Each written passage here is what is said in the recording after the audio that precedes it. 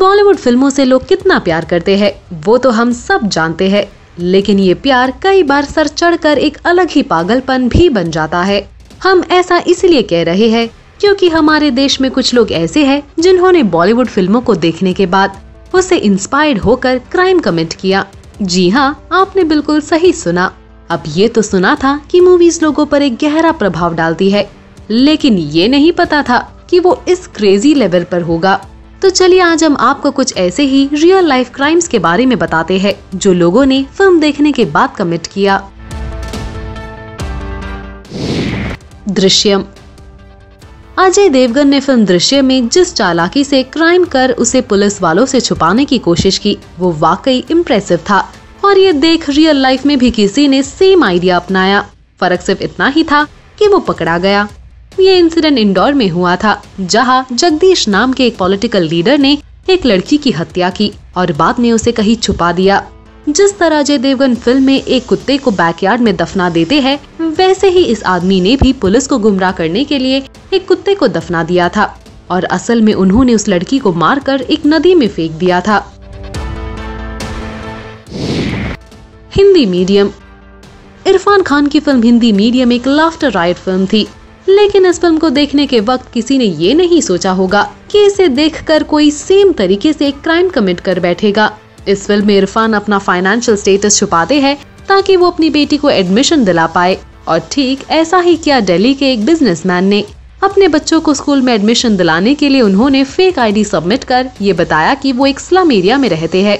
करोड़ों कमाने वाले इस बिजनेसमैन ने इनकम कम बताकर एडमिशन तो हासिल कर लिया, लेकिन पकड़ा तब गया जब 2 साल बाद वो दूसरे बच्चे के लिए एडमिशन लेने पहुंचे, और जैसे फिल्म में इरफान की वजह से एक गरीब के बच्चे का एडमिशन कैंसिल हो जाता है, ठीक वैसे ही असल जिंदगी में भी हुआ।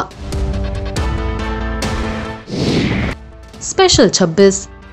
Akshay Kumar starrer film special 26 जितनी फैंस के लिए आइकॉनिक है, लगता है क्रिमिनल्स के लिए भी उतनी ही आइकॉनिक है।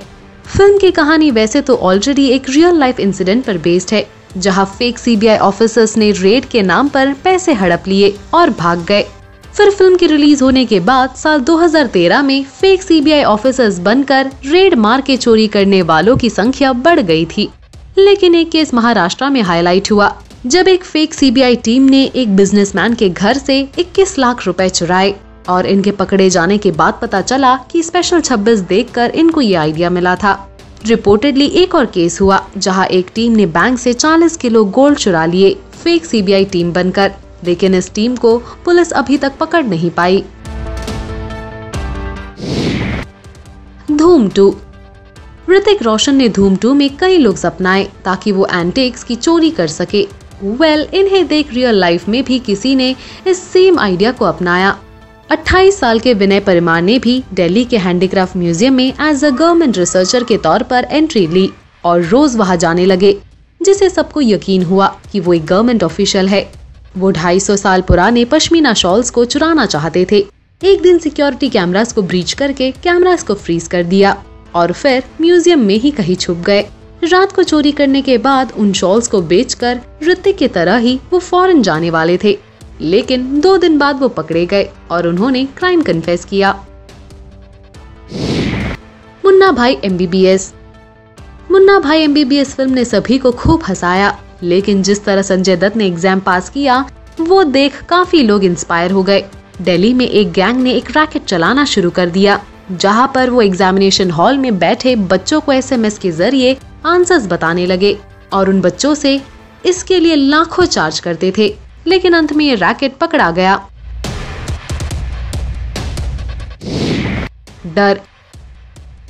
शाहरुख खान की फिल्म डर में जिस तरह वो किरण को पाने के लिए उन्हें किडनैप कर लेते हैं, उन्हें स्टॉक करने के बाद, ठीक उसी तरह देवेंद्र नाम के एक लड़के ने दीप्ति नाम की एक लड़की को रिपोर्टेडली 1 साल तक स्टॉक किया और 1 साल तक उस लड़की का पीछा किया, और एक दिन वो उसे किडनैप कर लेता है, लेकिन पुलिस उन्हें पकड़ लेती है और वो कन्फेस करता है कि वो फिल्म डर से इंस्पायर हुआ था।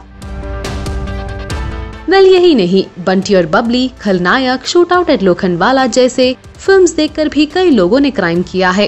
फिलहाल इन क्राइम्स के बारे में आपका क्या कहना है? आपकी राय हमें कमेंट सेक्शन में बताना बिल्कुल ना भूले। Also do like, follow and subscribe to Bollywood Now on Facebook, Instagram and YouTube.